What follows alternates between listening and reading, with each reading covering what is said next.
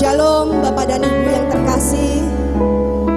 Puji Tuhan kalau pada hari ini kita boleh kembali ada di dalam rumah Tuhan. Shalom Bapak dan Ibu yang ada di rumah, dimanapun kau berada pada saat ini. Mari kita siapkan hati kita, kita mau bawa ucapan syukur kita kepada Bapa yang baik. Buat saya dan buat saudara, mari kita bersatu di dalam doa. Terima kasih Bapa, Engkau baik buat setiap kami. Kalau ada kesempatan yang baik pada hari ini, kami boleh datang kembali kepadamu. Tuhan, kami mau mengingat semua kebaikan-Mu, pertolongan demi pertolongan yang Tuhan kerjakan dalam kehidupan kami, kasih setia-Mu yang besar dalam kehidupan kami. Tuhan, kami bersyukur kepadamu. Kiranya pagi hari ini kami rindu bawa ucapan syukur kami kepadamu. Terima kasih Bapa, Engkau Allah yang berkenan atas setiap puji-pujian umat-Mu. Thank you Jesus. Mari saudara, kita ingat semua kebaikan Tuhan. Kalau saya dan saudara ada sampai pada hari ini, bukankah karena Dia baik? Amin. Karena Dia mengasihi engkau, Dia mengasihi saya.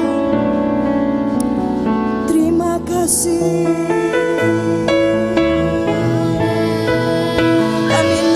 Syukur kepadamu Tuhan. Engkau Bapa yang baik, Allah yang mengasihi setiap kami, Allah yang tidak membiarkan kami berjalan sendiri. Engkau ada bersama kami. Haleluya.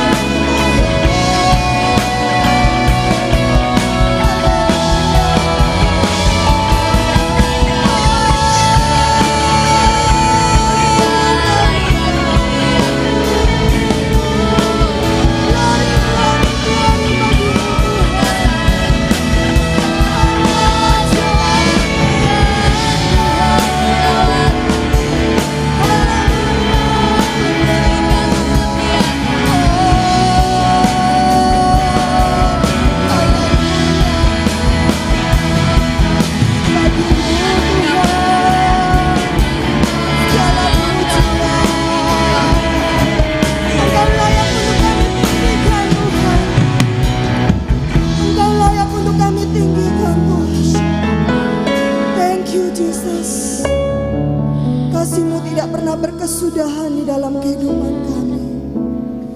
Kami datang Tuhan di tatamu untuk menyembah-Mu. Tuhan, Engkau layak Tuhan untuk kami tinggikan.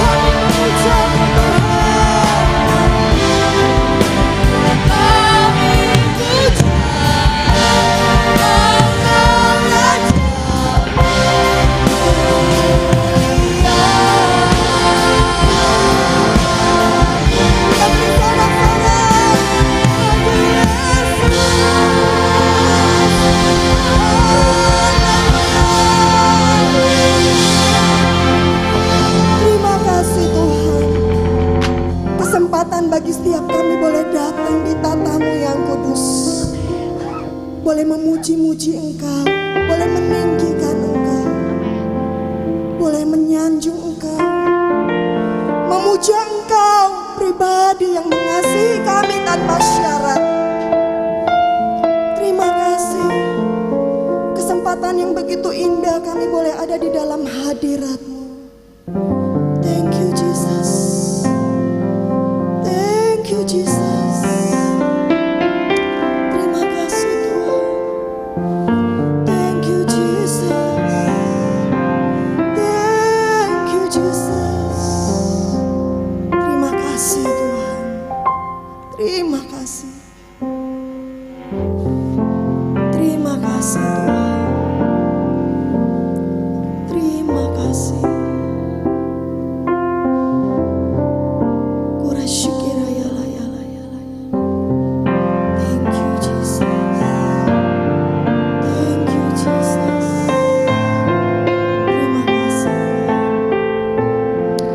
Tiba saatnya kami siap untuk bersorak-sorai bagimu Tuhan. Engkau layak untuk kami eluk-elukan, Engkau layak untuk kami tinggikan. Thank you Jesus. Saudara yang siap bersorak-sorai bagi Tuhan, bersama-sama kita katakan amin. Haleluya. Sorak-sorai bagi Yesus Tuhan kita. Saudara, walaupun kita sangat terbatas, kita harus menjaga jarak satu dengan yang lain. Kita harus memakai masker pada saat bernyanyi. Tapi biarlah hatimu memuji-muji Tuhan. Amin. Mari kita aktifkan roh kita, jiwa kita untuk bersorak-sorai bagi Yesus Tuhan kita.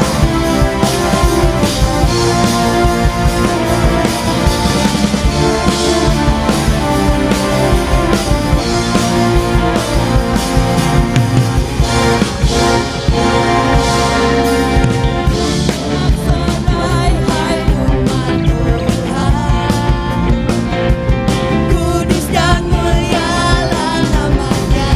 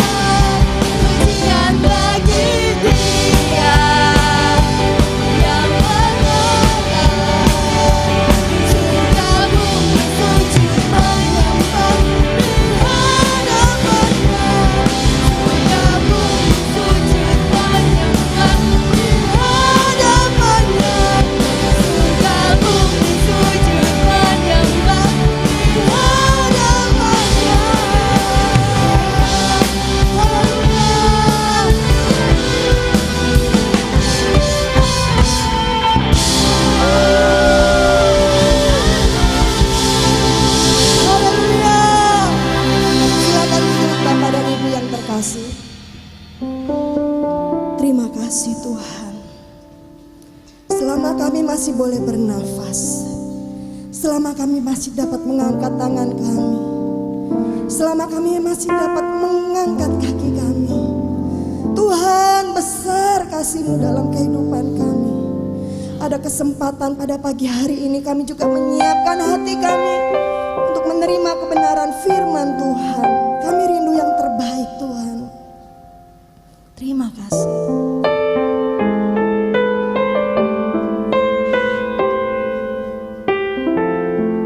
Mari hampiri Bapa.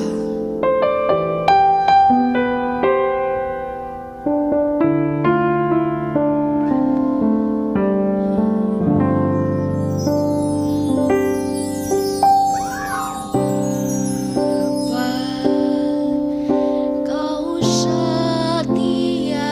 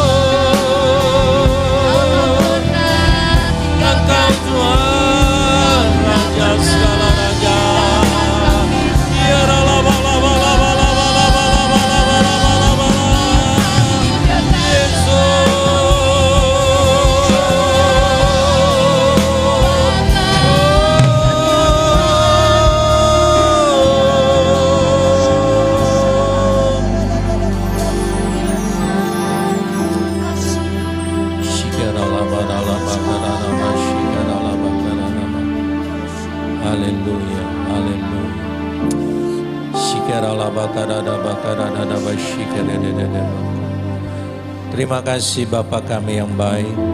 Kami percaya sebagaimana janji firman Tuhan, 2 atau 3 orang berkumpul dalam nama Yesus, Allah hadir di tengah-tengah kami. Hamba berdoa bagi setiap jemaat yang dikasihi Tuhan, Roh Kudus syamah lembutkan setiap hati, biar kebenaran firman Tuhan memerdekakan, menyembuhkan, memulihkan, meneguhkan iman percaya kami. Terima kasih Bapa yang baik, urapi firman-Mu dengan kuat kuasa Roh-Mu yang kudus. Hanya dalam nama Yesus, hamba sudah berdoa dan mengucap syukur. Haleluya. Amin. Silakan duduk. Shalom. Selamat pagi Bapak Ibu yang saya kasihi di dalam Kristus Yesus, baik yang ada di tempat ini maupun yang ada di rumah. Kita akan buka firman Tuhan dari 1 Petrus 2 ayat 1 sampai dengan yang ke-12. 1 Petrus 2 ayat 1 sampai yang ke-12. Demikian firman Tuhan. Yesus Kristus batu penjuru. Karena itu buanglah segala kejahatan, segala tipu muslihat, dan segala macam kemunafikan, kedengkian dan fitnah. Dan jadilah sama seperti bayi yang baru lahir yang selalu ingin akan air susu yang murni dan yang rohani, supaya olehnya kamu bertumbuh dan beroleh keselamatan. Jika kamu benar-benar telah mengecap kebaikan Tuhan, dan datanglah kepadanya batu yang hidup itu, yang memang dibuang oleh manusia, tetapi yang dipilih dan dihormat di hadirat Allah. Dan biarlah kamu juga dipergunakan sebagai batu hidup untuk pembangunan suatu rumah rohani, bagi suatu imamat kudus, untuk mempersembahkan persembahan rohani yang karena Yesus Kristus berkenan kepada Allah. Sebab ada tertulis dalam kitab suci, sesungguhnya aku meletakkan di Sion sebuah batu yang terpilih, sebuah batu penjuru yang mahal, dan siapa yang percaya kepadanya tidak akan dipermalukan. Karena itu bagi kamu yang percaya ia mahal, tetapi bagi mereka yang tidak percaya, batu yang telah dibuang oleh tukang-tukang bangunan telah menjadi batu penjuru, juga telah menjadi batu sentuhan dan suatu batu sandungan. Mereka tersandung padanya karena mereka tidak taat kepada firman Allah, dan untuk itu mereka juga telah disediakan. Tetapi kamulah bangsa yang terpilih, imamat yang rajani, bangsa yang kudus, umat kepunyaan Allah sendiri, supaya kamu memberitakan perbuatan-perbuatan yang besar dari Dia yang telah memanggil kamu keluar dari kegelapan kepada terangnya yang ajaib. Kamu yang dahulu bukan umat Allah, tetapi yang sekarang telah menjadi umat-Nya, yang dahulu tidak dikasihani, tetapi yang sekarang telah beroleh belas kasihan. Saudara-saudaraku yang kekasih, aku menasihati kamu supaya sebagai pendatang dan perantau, kamu menjauhkan diri dari keinginan-keinginan daging yang berjuang melalui jiwa. Milikilah cara hidup yang baik di tengah-tengah bangsa-bangsa bukan Yahudi, supaya apabila mereka memfitnah kamu sebagai orang durjana, mereka dapat melihatnya dari perbuatan-perbuatanmu yang baik dan memuliakan Allah pada hari Ia melawat mereka. Saudara yang dikasihi oleh Tuhan Yesus, dari firman Tuhan ini saya beri judul, saya beri tema, hidup menyenangkan Tuhan. Saudara yang dikasihi oleh Tuhan Yesus, sebagai manusia, kalau kehidupan kita ini menyenangkan sesama, maka kita akan disukai oleh banyak orang. Dan bukan hanya disukai, pasti hidup kita akan diberkati banyak orang, karena menyenangkan. Apalagi kalau kepada Tuhan, Karena dia adalah sumber segala berkat bagi saudara dan saya. Dan inilah yang Tuhan mau di dalam kehidupan kita, menyenangkan Tuhan. Nah, bagaimana hidup kita menyenangkan Tuhan? Ada 3B yang saya mau sampaikan pada pagi hari ini.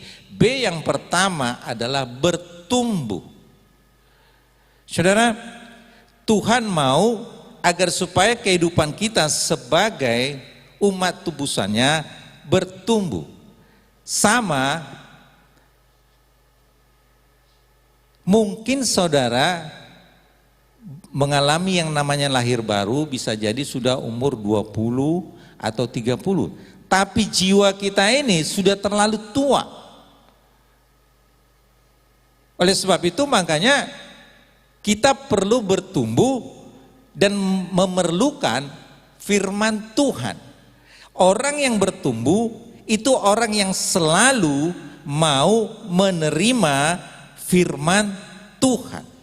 Jadi kita harus membangun di dalam kehidupan kita kebiasaan akan merenungkan firman Tuhan. Karena tidak ada cara lain bagaimana kita bertumbuh kecuali melalui firman Tuhan. Firman Tuhan mengatakan di dalam Roma 1 ayat yang ke-17, Roma 1 yang ke-17, firman Tuhan berkata demikian, sebab di dalamnya nyata kebenaran Allah yang bertolak dari iman dan memimpin kepada iman. Sebab ada tertulis orang benar akan hidup oleh iman, dari iman kepada iman. Roma 10 ayat 17 mengatakan iman itu hanya timbul karena pendengaran akan firman Tuhan. Saudara, kalau kita mendengarkan kesaksian, katakan seseorang mengalami pertolongan mujizat Tuhan, kita senang. Pada saat itu iman kita dibangkitkan. Tetapi setelah itu berlalu, mungkin apa yang kita dengar itu bisa hilang. Lalu kembali kita mengalami kemunduran. Tetapi kalau kita mengalami pertumbuhan di dalam Tuhan, kita yang merenungkan firman Tuhan, kita yang merenungkannya, kita yang menyukai firman Tuhan, maka kita akan mengalami pertumbuhan itu di dalam kehidupan kita. Sama seperti bayi, katanya waktu baru lahir dia tentu nggak dikasih makanan keras, ya perlu air susu. Nah, kita manusia rohani kita pun perlu diberi makan, itu firman Tuhan, supaya mengalami pertumbuhan dari satu iman naik kepada satu iman, dari satu kemuliaan kepada satu kemuliaan, bertumbuh. Hidup ini dinamis, tidak statis, saudara. Makanya di dalam kehidupan kita sehari-hari ada banyak hal yang terjadi yang mungkin kadangkala kita nggak suka. Tetapi kalau kita membiasakan diri kita untuk membangun kebiasaan merenungkan firman Tuhan, maka hal-hal yang terjadi di sekitar kita itu bukan terjadi secara kebetulan, tetapi ada maksud-maksud ilahi Tuhan di dalam kehidupan saudara dan saya, supaya kita mengalami pertumbuhan di dalam hal iman. Karena firman Tuhan mengatakan di dalam kitab Yakobus, iman bila tidak disertai dengan perbuatan, maka pada hakikatnya adalah mati. Nah, pada waktu kita mengalami kesulitan, disitulah diuji firman Tuhan itu. Apakah sekedar cuma kita hafal, kita tahu, apakah kita mau aplikasikan, mau lakukan dalam kehidupan kita.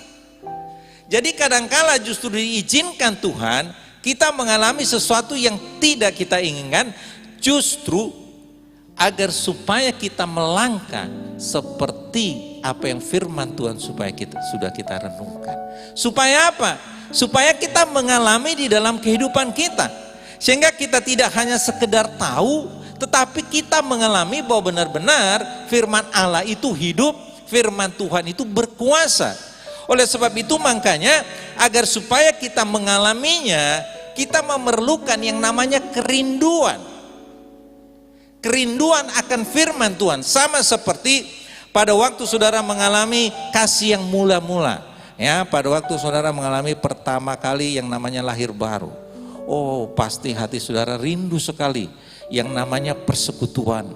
Yang namanya di mana ada pemberitaan firman Tuhan, saudara rindu. Karena apa? Saudara sedang jatuh cinta. Sama seperti kalau ada banyak di sini yang sudah berumah tangga. Sama. Waktu saudara masih berpacaran, jatuh cinta, saudara pasti pengen sekali untuk bertemu dengan pacar saudara. Sebulan gak bertemu rasanya bagaimana gitu. Apalagi kayak zaman sekarang ini, kalau zaman dulu kan belum ada yang namanya HP. Nah kalau zaman sekarang ini, mungkin dia sudah kasih WA, dibaca sih, tapi gak ada balasan. Akhirnya apa? Membuat penasaran, tambahin dulu. Ini dibaca loh, tapi kok gak dibalas-balas ya? Dikirim lagi, dibaca, lu gak dibalas-balas. Nah, semakin rindu saudara. Nah,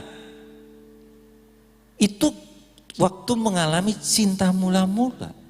Sama. Waktu saya mengalami cinta mula-mula bertemu dengan Tuhan Yesus, saya rindu di mana ada persekutuan saya datang.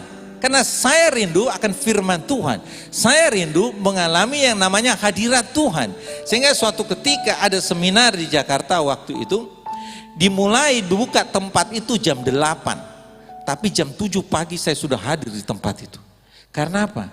Saya rindu, begitu pintu dibuka, saya akan lari, saya akan cari duduk yang paling depan, saudara. Karena saya rindu akan firman Tuhan. Saya rindu akan jamahan lawatan Tuhan. Tetapi waktulah yang akan membuktikan apakah kerinduan hati kita kepada Tuhan sama seperti pada waktu kita jatuh cinta pertama kali sama Tuhan. Saudara, ada banyak orang dulu begitu bersemangat sekali melayani Tuhan. Tapi sekarang kalau ditanya, udah kemana sih ini? Nggak tahu, udah nggak jelas, udah hilang dari peredaran saudara. Karena apa? Pastilah mengalami ada namanya masalah dan segala macam. Sudah kehilangan kerinduan. Makanya ada firman Tuhan mengatakan yang terdahulu menjadi terkemudian, yang terkemudian menjadi terdahulu, saudara. Apalagi kayak masa-masa sekarang ini dengan adanya pandemik C-19. Kalau ibadah online beda saudara kalau dengan ibadah tatap muka seperti ini. Sekarang kalau saudara ibadah online di rumah, kita bisa jalan-jalan, bisa sambil makan saudara. Bisa sambil ngobrol kiri kanan, ya kan? Terus nanti ada HP, saudara ambil, saudara baca. Tapi coba dalam ibadah seperti ini, apa saudara bisa jalan-jalan? Apa saudara bisa buka HP, lihat kanan kiri? Kan enggak. Artinya kita fokus saudara. Makanya bersyukur kalau kita bisa ibadah tatap muka. Kami juga sedang berdoa supaya Surabaya juga bisa buka. Mojokerto aja udah buka loh. Ya kenapa Surabaya belum? Kita rindu saudara. Rindu. Jadi kalau jemaat di sini sudah buka, makanya jangan disia-siakan kesempatan ini untuk bisa beribadah. Karena ada banyak orang sama aja katanya. Beda saudara. Kerinduan. Orang yang bertumbuh, dia memiliki kerinduan. Kerinduan akan firman Tuhan. Sehingga pada waktu mengalami kesusahan, itulah kesempatan untuk melihat kuasa firman Tuhan dinyatakan. Kita lihat contoh dalam Alkitab, di dalam Daniel pasal yang ke-6 ayat yang ke-6.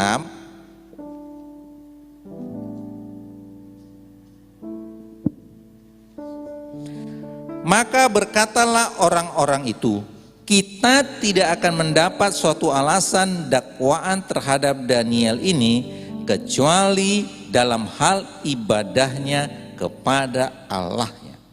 Alkitab mencatat Daniel punya kebiasaan satu hari 3 kali dia berdoa. Tapi saya yakin dia tidak hanya berdoa aja. Pasti dia merenungkan firman Tuhan. Nah zaman itu adalah hukum Taurat. Pasti dia merenungkan firman Tuhan. Karena dia tahu firman Tuhan itu yang menjadi kebutuhan bagi dia. Firman itu yang bisa memberikan kekuatan bagi dia. Sehingga dicarilah alasan agar supaya bagaimana supaya Daniel ini tidak beribadah kepada Allahnya. Tapi apa yang terjadi? Walaupun sudah dikeluarkan suatu peraturan tidak boleh menyembah Allah lain kecuali kepada dewanya rajanya, Daniel tidak takut, saudara. Dia tetap beribadah kepada Allahnya. Dia tetap melakukan kebiasaan yang selama ini dia sudah lakukan. 3 kali sehari dia beribadah kepada Allahnya. Dan akibatnya apa? Dia menerima hukuman, dimasukkan ke gua singa. Kalau zaman sekarang sama itu artinya dengan hukuman mati, saudara. Namanya dimasukkan ke gua singa, diterkam sama singa yang sedang kelaparan, pastilah mati. Hukuman mati. Tapi Daniel tidak takut.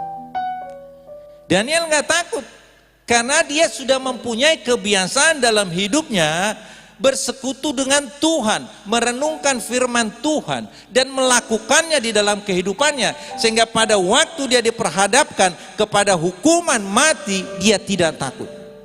Dan kita melihat apa yang terjadi di dalam ayat yang ke-23 dikatakan, Allahku telah mengutus malaikatnya untuk mengatupkan mulut singa-singa itu sehingga mereka tidak mengapa-ngapakan aku, karena ternyata aku tak bersalah di hadapannya, huruf besar, di hadapan Tuhan, tetapi juga terhadap Tuanku ya Raja, aku tidak melakukan kejahatan. Saudara, Tuhan membela Daniel. Karena apa? Tuhan menghargai apa yang selama ini yang Daniel lakukan terhadap Tuhan. Saudara, ada banyak orang Kristen ingat Tuhan kalau dia sudah kepepet. Ingat Tuhan kalau sudah susah. Ingat Tuhan kalau secara manusia sudah nggak berdaya, sudah nggak mampu, baru ingat Tuhan. Makanya nggak ada jawaban, makanya nggak ada pertolongan. Ujung-ujungnya akhirnya kecewa. Saya kan sudah datang berdoa setiap malam, saya sudah 2 puasa, tapi kok belum. Karena apa? Seringkali ada orang Kristen memperlakukan Tuhan sepertinya Tuhan itu pesuruh kita. Kita cari dia kalau kita butuh dia, tapi kalau kita sedang tidak memerlukan dia, kita abaikan. Saudara, Daniel ditolong oleh Tuhan karena dia memiliki hubungan yang konsisten bersama dengan Tuhan. Sehingga pada waktu dia diperhadapkan kepada bahaya, Tuhan mengingat, Tuhan menghargai apa yang Daniel lakukan selama ini dalam hidupnya di hadapan Tuhan. Saudara, kalau saudara membiasakan dalam hidup saudara berdoa dan melakukan firman Tuhan, pada waktu saudara mengalami kesulitan, Tuhan ingat apa yang saudara lakukan selama ini di hadapan Tuhan. Karena Allah kita adalah Allah yang baik. Saudara. Ini yang sering terjadi, saudara. Begitu kepepet, sudah tidak berdaya, baru ingat Tuhan. Lalu tidak ada jawaban, tambah kecewa. Allah kita Allah yang baik. Dia mau kita memiliki kerinduan itu di dalam hati kita. Untuk terus datang kepada Dia. Apalagi dalam masa-masa sukar seperti ini. Kan kita nggak tahu, tidak ada satupun yang menjamin sampai kapan COVID-19 ya. 19 kan tahun 2019, sekarang sudah 2021. Bayangkan mulai Maret dinyatakan itu pandemik, sekarang sudah Maret, sudah 1 tahun. Walaupun sudah ada vaksin, tapi saudara mendengarkan nggak jadi jaminan juga. Tetap harus menjaga protokol 3M katanya. Karena nggak ada satupun yang bisa menjamin bahwa dengan divaksin itu kamu akan aman. Karena sebenarnya kalau menurut standar WHO itu penelitiannya itu bisa 2-3 tahun. Tapi ini karena darurat maka semua diizinkan, saudara. Lalu siapa yang dapat menjamin hidup saudara dan saya? Firman Tuhan bilang, Matius 8:17, Yesus Kristus yang menanggung segala kelemahan tubuh dan memikul segala sakit penyakit kita. Hanya Yesus, firman Tuhan yang dapat menjamin hidup saudara dan saya. Saudara, kita dengar ada orang baru divaksin, loh kok kena COVID? Kan gak jaminan saudara. Kita bersyukur ada orang-orang pandai, kita bersyukur. Saya juga sudah divaksin saya yang pertama, nanti tanggal 26 ini yang kedua. Ya kan golongan lansia didahulukan saudara. Saya berharap juga nanti semua jemaat ini bisa mendapatkannya. Tapi itu gak menjadi jaminan saudara. Firman Tuhan yang sudah teruji berabad-abad. Dulu Yesus Kristus menyembuhkan, hari ini tetap sama, Dia penyembuh. Jadi makanya kita bertumbuh itu dengan memiliki kerinduan akan firman Tuhan. Bagi orang yang rindu, maka dia akan mengalami lawatan Tuhan. Sama kalau saudara mengingat waktu pertama saudara bertemu dengan Tuhan, bagaimana hati saudara itu rindu dan haus akan firman Tuhan. Tapi coba sekarang, setelah sekian tahun, coba saudara selidiki hatimu. Apakah masih tetap seperti dulu atau sudah mulai biasa-biasa saja? Kalau sudah mulai biasa-biasa, saya ingatkan saudara, bertobat. Kembalilah kepada kasih-Mu yang mula-mula. Karena keadaan bukan bertambah baik saudara. Firman Tuhan sudah mengingatkan, keadaan ini akan semakin bertambah buruk. Dunia ini semakin jahat. Tapi firman Tuhan mengingatkan, kasih karunia Tuhan semakin besar saudara. Bagi siapa? Bagi orang yang selalu merindukan Dia. Jadi jangan saudara jadikan Tuhan itu kalau saudara kepepet, saudara bercari Dia. Tapi jadikan Dia satu-satunya sumber pertolongan dalam hidupmu. Karena hanya Dia satu-satunya yang setia dan tidak pernah mengecewakan orang-orang yang sungguh berharap kepadanya. Kalau kita berharap kepada manusia, ada banyak sekali kekecewaan yang kita alami. Tapi kalau kita sungguh hanya berharap kepada Dia, sekalipun Dia tidak akan pernah mengecewakan. Walaupun dalam kehidupan kita sering kali mengecewakan Tuhan, tapi Tuhan tidak pernah mengecewakan kita. Saudara, Tuhan mau kita mengalami pertumbuhan iman. Karena orang benar hidup karena iman. Dan itu hanya timbul karena firman Tuhan. Firman Tuhan mengatakan dalam Mazmur 1 ayat 1 sampai dengan yang ketiga.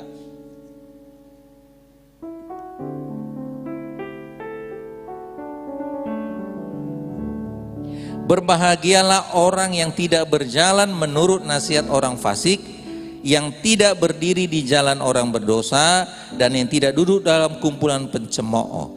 Tetapi yang kesukaannya ialah Taurat Tuhan, dan merenungkan Taurat itu siang dan malam. Ayat yang ketiga.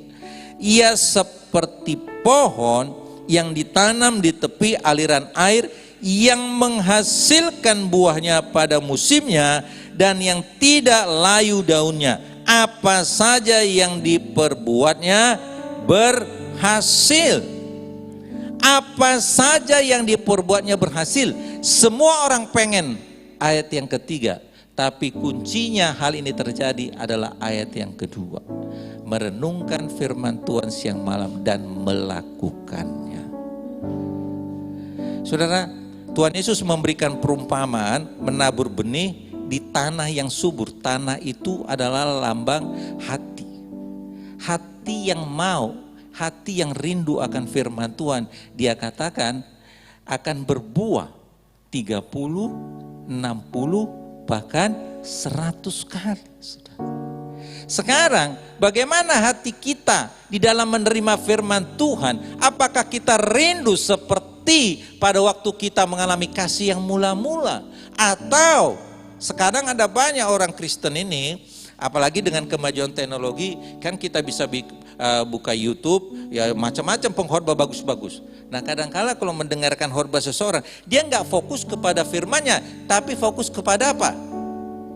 Oh hamba Tuhan ini cuma segini, wah hamba Tuhan di sini begitu. Akhirnya dia hanya sibuk menilai saudara, mengkritik, hamba Tuhan ini kurang gini. Makanya nggak mengalami yang namanya pertumbuhan. Karena sudah menjadi kritikus, saudara. Sama seperti kayak masalah-masalah biasanya itu yang pemerhati itu kok merasa sok paling pinter toh. Oh begini, padahal perbuatannya nggak ada, nol, nggak ada, actionnya nggak ada. Tapi sok tahu, oh begini, kurang begini. Tapi nggak buat apa-apa. Sama saudara, ada banyak orang Kristen seperti itu. Pinternya cuma mengkritik, menilai, ini kurang nih. Nggak fokus pada firman-Nya, makanya hidupnya nggak berubah. Makanya hidupnya nggak bertumbuh. Saudara bisa melihat diri saudara sendiri. Berapa tahun saudara menjadi anak Tuhan? Apakah saudara sudah mengalami pertumbuhan? Atau sama aja, pancet, tidak berubah? Sekarang gampang kalau mau melihat pertumbuhan seseorang itu kita lihat aja dari buah rohnya. Karena firman Tuhan bilang buah roh. Paling gampang, lihat. Kalau dulu dia begini, sekarang lihat ada perubahan apa enggak. Bukan aktivitas, tapi itu perubahan itu dari dalam. Karena hati kita yang dijamah oleh firman Tuhan. Maka akan berbuah 30, 60, bahkan 100 kali. Saudara, mari kita miliki kerinduan akan firman Tuhan. Karena sudah teruji berabad-abad firman Tuhan itu gak pernah gagal. Firman Tuhan itu gak pernah berubah. Situasi keadaan kita bisa berubah sewaktu-waktu berubah-berubah saudara. Tapi firman Tuhan gak berubah saudara.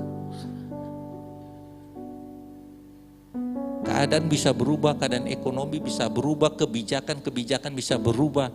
Tapi firman Tuhan gak pernah berubah. Walaupun zaman berubah, firman Tuhan tetap kekal selama-lamanya. Yang kedua, berkorban. Selalu mau mempersembahkan hidup bagi Tuhan. Nah di dalam 1 Petrus 2 tadi ayat yang keempat sampai ke-8.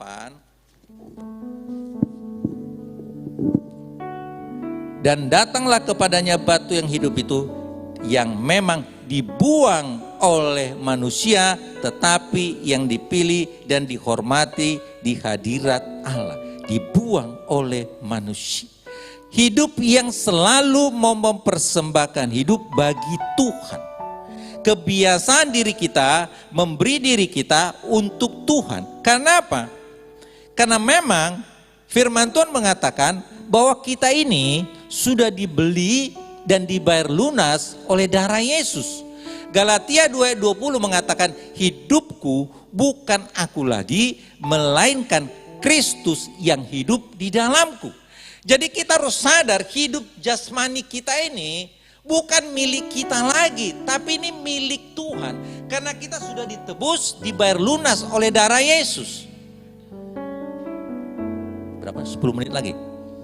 5. Kita harus sadar, kalau kita mau jujur seringkali kita merasa bahwa hidupku ya hidupku.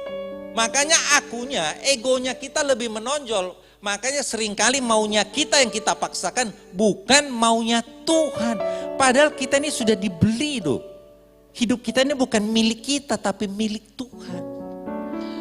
Makanya kita harus sadar setiap hari kita mempersembahkan hidup kita ini kepada Tuhan. Kita bilang, iya Tuhan, aku serahkan segala keinginanku. Aku serahkan segala apa yang aku mau. Sebab hidup ini bukan milikku, Tuhanlah penguasa di dalam hidupku. Saudara, untuk hal itu gak gampang. Perlu terus menerus kita belajar berkorban. Kita belajar mau mempersembahkan hidup kita ini kepada Tuhan. Hidupku ini bukan milikku, milik Tuhan. Sehingga kita sadar bahwa kita ini bukan milik kita. Yesus sendiri juga menyadarinya. Di dalam Ibrani 5 ayat yang ke-8 dikatakan. Ibrani 5 ayat ke-8.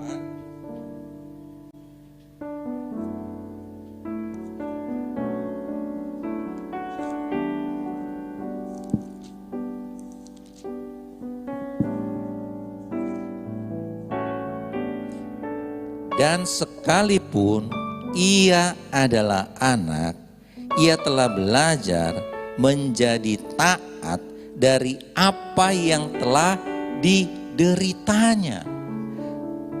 Yesus dia sadar dia datang ke dunia ini diutus oleh Bapaknya untuk apa? Melakukan apa yang Bapaknya perintahkan. Maka sekalipun dia harus menderita, dia taat, saudara. Karena dia sadar dia datang ke dunia ini bukan untuk kesenangannya, bukan maunya, tapi karena disuruh sama Bapa, karena perintah Bapa. Dia sadar hidupnya itu bukan miliknya, tapi milik Bapaknya.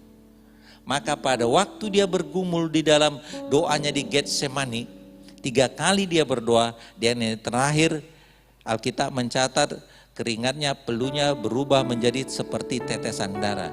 Dia berdoa, kalau boleh biarlah cawan ini berlalu daripadaku, tetapi kehendak-Mu Bapa yang jadi. Dia sadar, saudara, dia datang ke dunia ini bukan maunya, tapi Bapa yang mengutusnya. Maka dia melakukan apapun yang diperintahkan Bapaknya, sekalipun dia harus menderita. Dia taat. Sama, saudara. Hidup kita ini bukan milik kita. Kita harus mau berkorban, mempersembahkan hidup kita ini buat Tuhan. Apapun yang Tuhan minta, mari kita berkorban, mematikan segala kedagingan kita ini. Karena firman Tuhan bilang, roh penurut tapi daging lemah. Bisa jadi usia saudara sudah 50, tapi mungkin manusia rohani saudara baru 20 tahun. Karena baru umur 20 saudara mengalami perjumpaan dengan Tuhan. Jadi sudah terlalu berkuasa daging ini, makanya itu yang harus kita matikan. Makanya kita harus sadar, aku ini milik Tuhan. Persembahkan setiap hari hidup kita ini kepada Tuhan. Keinginan kita ini kepada Tuhan. Supaya Tuhan yang menuntun, supaya Tuhan yang membimbing, supaya hidup kita ini menyenangkan Tuhan. Kita berikan hidup kita.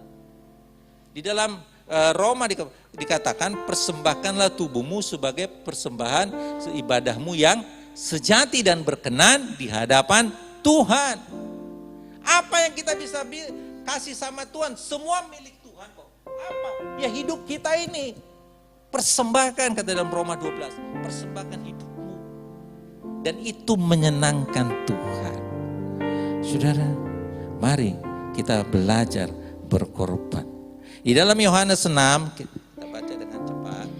Yohanes 6 ayatnya yang 51 sampai 58.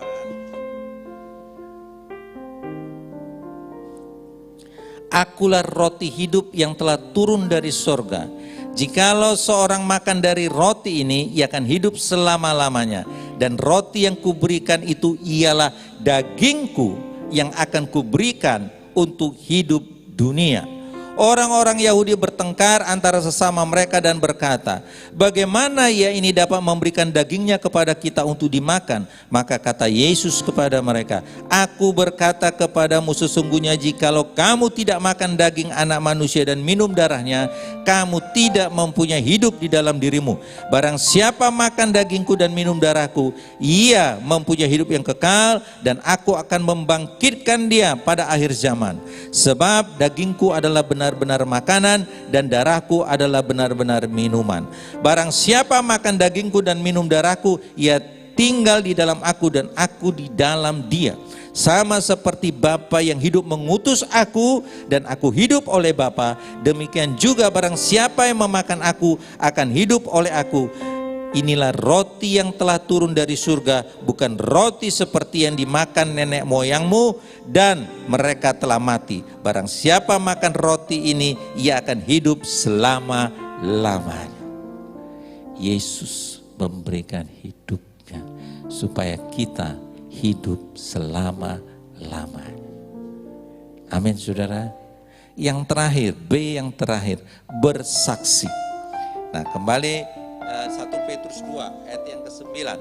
Tetapi kamulah bangsa yang terpilih, imamat yang rajani, bangsa yang kudus, umat kepunyaan Allah, supaya kamu memberitakan perbuatan-perbuatan yang besar dari Dia yang telah memanggil kamu keluar dari kegelapan kepada terangnya yang ajaib.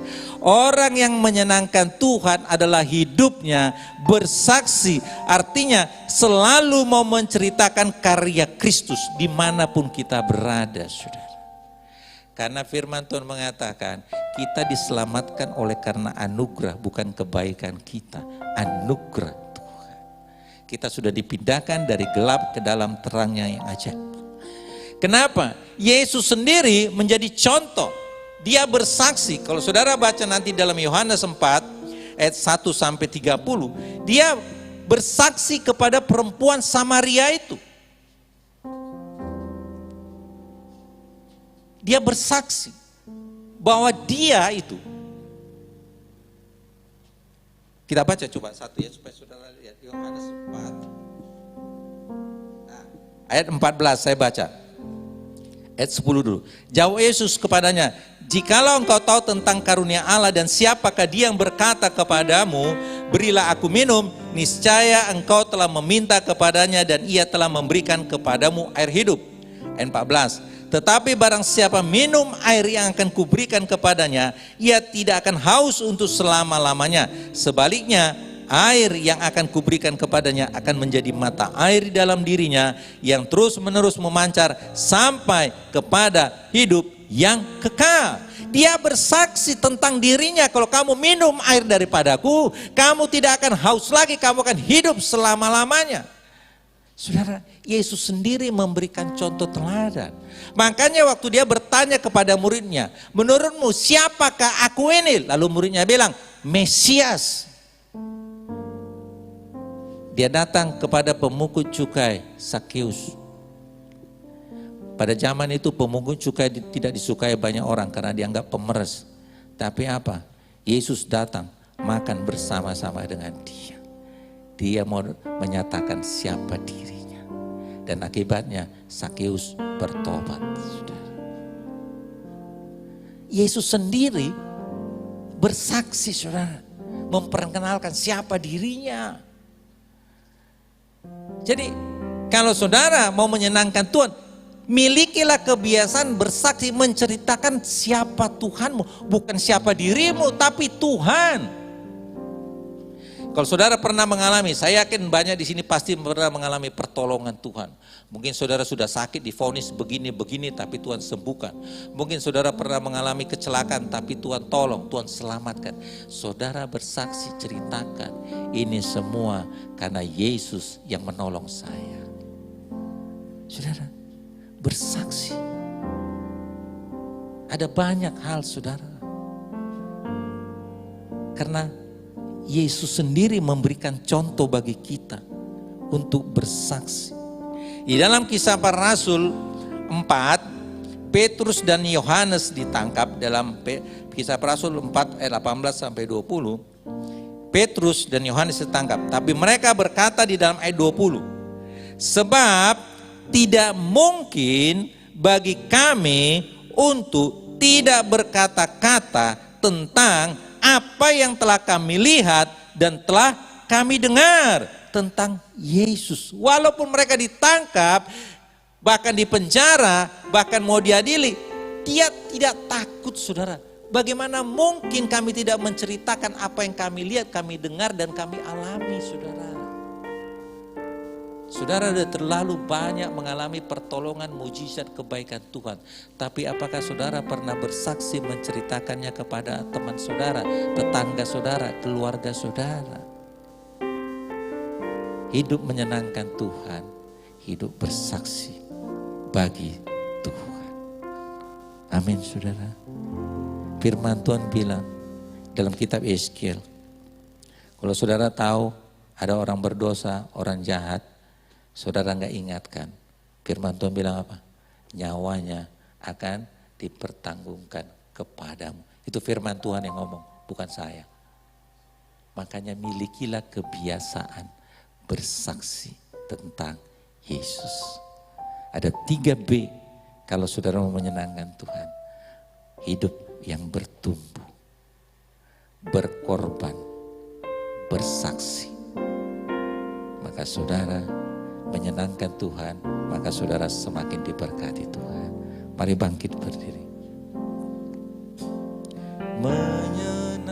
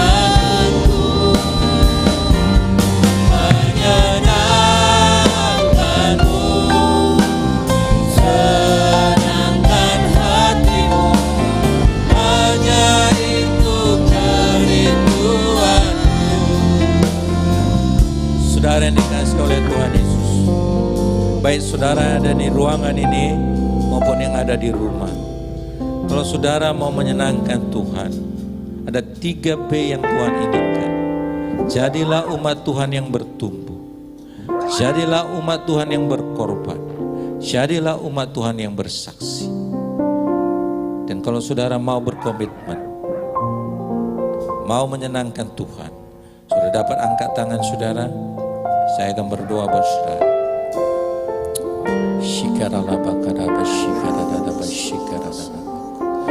Bapa, Engkau Allah yang menilik setiap hati. Engkau Allah yang melihat setiap umat-Mu. Engkau melihat setiap tangan yang diangkat. Hamba berdoa padamu Bapa, Engkau lihat mereka berkomitmen, mau menyenangkan hati-Mu, mau bertumbuh, mau berkorban, mau bersaksi bagi Kristus.